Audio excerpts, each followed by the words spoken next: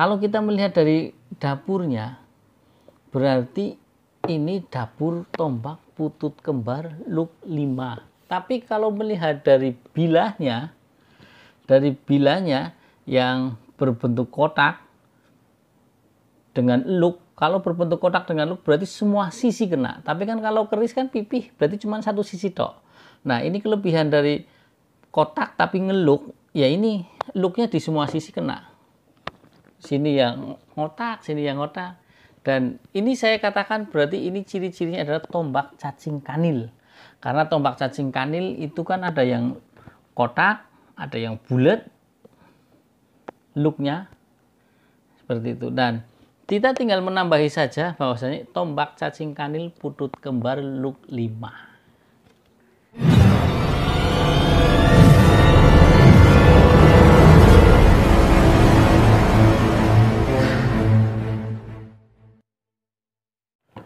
Assalamualaikum warahmatullahi wabarakatuh. Salam sejahtera, salam budaya, rahayu, rahayu, rahayu.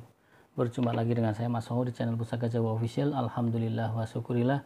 Segala puji bagi Allah yang telah memberikan segala nikmatnya. Nikmat yang paling besar bagi kita adalah nikmat iman dan Islam. Di antara nikmat-nikmat yang lain yang tidak bisa kita sebutkan secara tohir maupun batin. Sholawat serta salam semoga selalu tercurah kepada junjungan Nabi besar kita Nabi Muhammad SAW beserta keluarganya, sahabatnya, serta pengikutnya sampai akhir zaman. Sahabat Pusaka Jawa dimanapun Anda berada, semoga sahabat Pusaka Jawa selalu dalam perlindungan Allah Subhanahu Wa Taala, dijauhkan dari segala mara bahaya baik tohir maupun batin, dijauhkan dari wabah penyakit virus corona atau COVID-19 dan diberikan kelapangan, diberikan kebahagiaan baik waktu lapang maupun waktu sempit. Sahabat Pusaka Jawa, kali ini saya akan membabar dapur tombak, ya, dapur tombak. Di dalam sini ada dapur tombak karena saya lagi senang mereview tombak sebelum tombaknya pergi jauh. Sahabat Pusaka Jawa, kita akan membabar dapur tombak.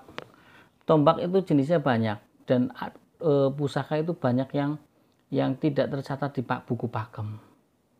Jadi itu adalah satu bentuk kreasi atau imajinasi dari sang empu, ya kan. Jadi kalau umumnya Mas kok itu dapurnya di buku pakem nggak ada, ya memang banyak yang tidak tercatat. Banyak yang tercatat kalau di buku itu kan sekitar 160 di mana ya, di Serat Centini apa ya, 160-an lah.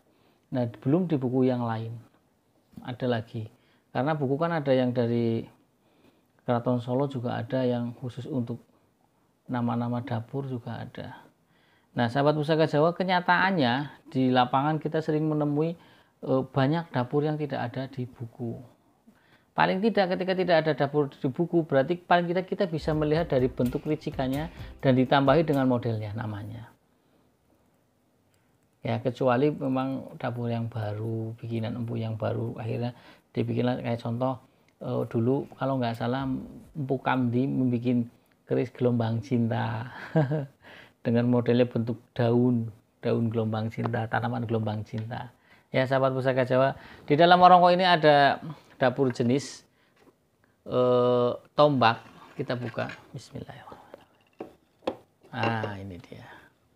Tombaknya kecil, tebel, dan istimewa.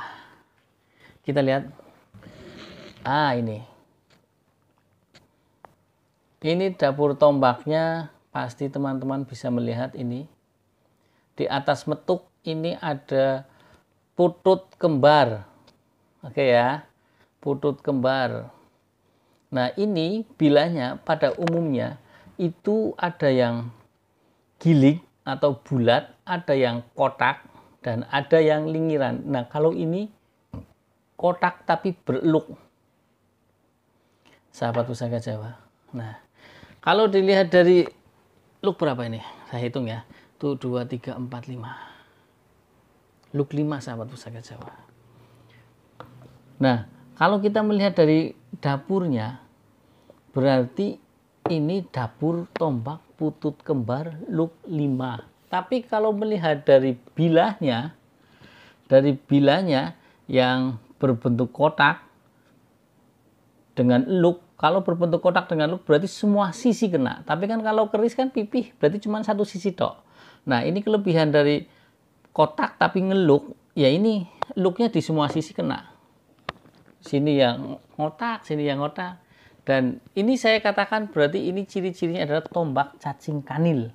Karena tombak cacing kanil itu kan ada yang kotak, ada yang bulat, looknya seperti itu. Dan kita tinggal menambahi saja bahwasanya tombak cacing kanil putut kembar look 5. Oke ya, sahabat pusaka Jawa ya. Nah, kalau dilihat dari pucukan bilahnya, Nujen, kemudian kalau dilihat dari pamornya, ini pamor ikutnya, oh ini pamornya buntel mayit sahabat pusaka Jawa. Di ujung bilahnya ini buntel mayit atau pamor gubet.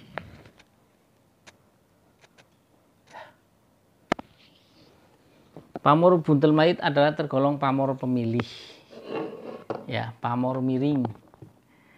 Dan biasanya kalau tua dan angsar pamor buntel mayit adalah untuk meloloskan setiap permasalahan, seperti itu. Dan kalau dilihat dari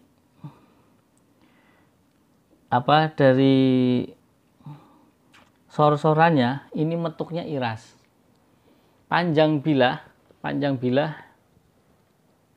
sekitar 27 cm, tidak ada 30. Tapi ini tebal. Ya, sahabat pusaka Jawa.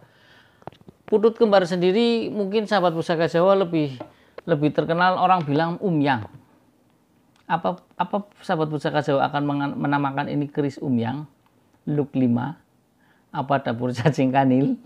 Tapi kalau saya lebih setuju kepada cacing kanil putut kembar look 5, karena dilihat dari bilahnya yang ngotak kemudian ngeluk, itu ciri-ciri dari dapur cacing kanil. Adapun nanti kalau sahabat pusaka bilang tombak umyang, silahkan. Tombak sendiri kan banyak tuh, ada beberapa dapur keris yang tombaknya juga ada, kayak Megantoro, tombak Megantoro juga ada.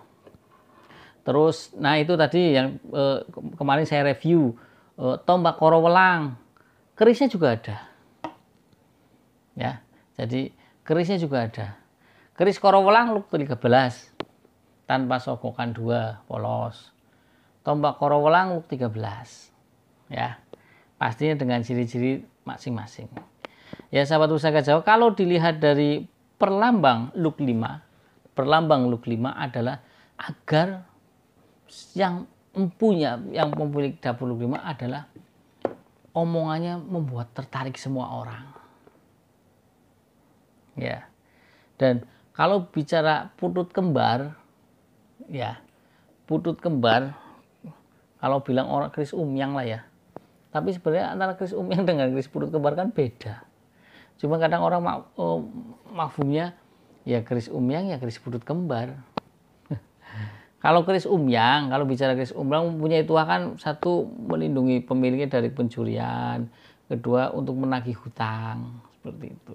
Orang yang mempunyai keris umyang terus memberikan hutang kepada orang itu tidak ada niat baik untuk membayar hutang, maka dia akan dikejar-kejar rasa bersalah untuk suruh masuk ke dalam alam bawah sadar, masuk ke mimpi, dikejar-kejar suruh bayar hutang. Kalaupun yang punya keris atau tombak umyang itu umpamanya nih ya, dicuri, ya nanti pencurinya seperti direp-rep atau dikejar-kejar suruh dikembalikan. Kalau tidak ya nanti bisa sampai stres karena tiap hari didatangin dalam mimpi, ya gila, yang artinya umyang atau ngromya, yang tidak beraturan, ya sahabat pusaka Jawa. Dan ini kalau dilihat dari material besinya dengan pamor yang tidak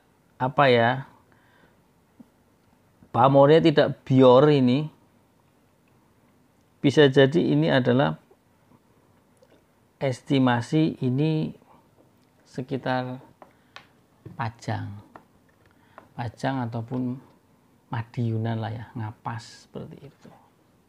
Ya sahabat Pusaka Jawa. Nah, pulut kembar sendiri sebenarnya kalau dibilang ini adalah keris yang tombak yang jarang ditemui dengan tombak seperti ini. Jarang ditemui karena kebanyakan kan tombak kayak kan ada nogo temanten, nogo temanten kanan kiri ada. Ya kan, kalau yang keris tombak umyang jarang, sahabat Pusaka Jawa.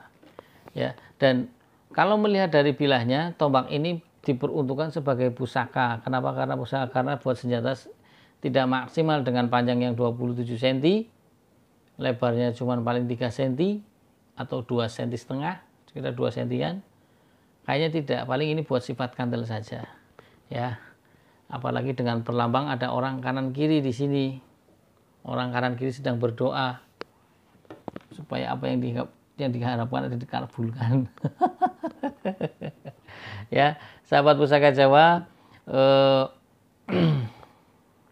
apa ya? Jadi tombak keris itu mempunyai makna tersembunyi. Ya, leluhur kita itu ketika membuat satu dapur, tombak, keris, pedang, itu mempunyai makna tersendiri atau perlambang. Yang kemarin sudah saya sebutkan, ini metuknya iras, langsungan, artinya nyawiji menjadi satu tanpa bisa menjadi satu yang kuat tanpa bisa dipisahkan, karena pesi dan metuk itu, pesi adalah burung, metuk adalah wadonannya, karena ada metuk yang copotan kayak ring, itu lambang dari lingga dan yoni perempuan dan laki-laki menjadi satu. Bisa juga menjadi nyawiji kepada Tuhan Yang Maha Esa agar tidak secara spiritual dia tidak bercabang, Tuhan cuman satu, seperti itu.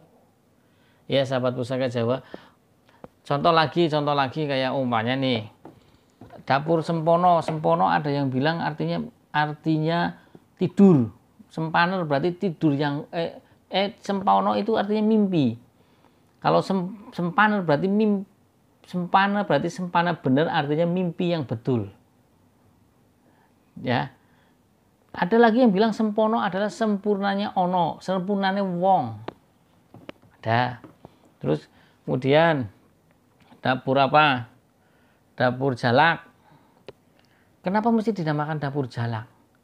Jalak filosofinya adalah binatang yang sangat dinanti ocehannya karena merdu suaranya. Dengan harapan orang yang punya keris dapur jalak, ketika dia ngomong, orang sudah belum ngomong aja sudah dinanti-nantikan, apalagi ketika dia ngomong, orang akan lebih terpukau. Banyak ya. Jadi kalau kita memahami pusaka-pusaka warisan leluhur kita kayak brojol, artinya brojoli. Dalam arti, tapi orang lebih terkenal untuk membantu persalinan. Sebenarnya makna perlambang atau filosofinya adalah memudahkan segala sesuatunya, baik itu urusannya baik apa saja, yaitu urusan persalinan, urusan hutang piutang jadi lunas dan lain sebagainya. Itu brojol. Ada lagi dapur kebolajer. Kebo karakternya bagaimana? Kuat, nurut. Kenapa nurut? Karena udah cocok hidungnya sama tuanya, ditarik aja mau kemana-kemana nurut. Tidak banyak mengeluh, lebih banyak diam dan banyak bekerja. Take action, seperti itu. Dengan harapan, terus kerbau adalah hewan yang kuat. Ya, di segala musim dia bisa hidup. Katakan musim pagebluk atau musim panas, dia masih bisa hidup. Apalagi musim hujan, dia lebih senang bisa berenang dan gupak jadi dia. Nah itu dengan harapan orang yang punya keris kebolajer itu orangnya menjadi orang yang kuat, ulet, nurut, tidak banyak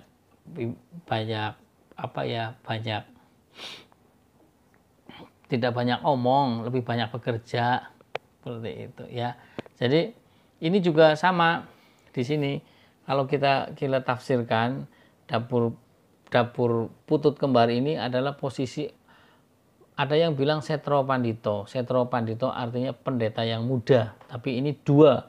Jadi ini pendeta dua sedang berdoa kepada Tuhan Yang Maha Esa agar apa yang menjadi hajat semuanya terkabul. Itu hanya perlambang. Kemudian Luk 5 adalah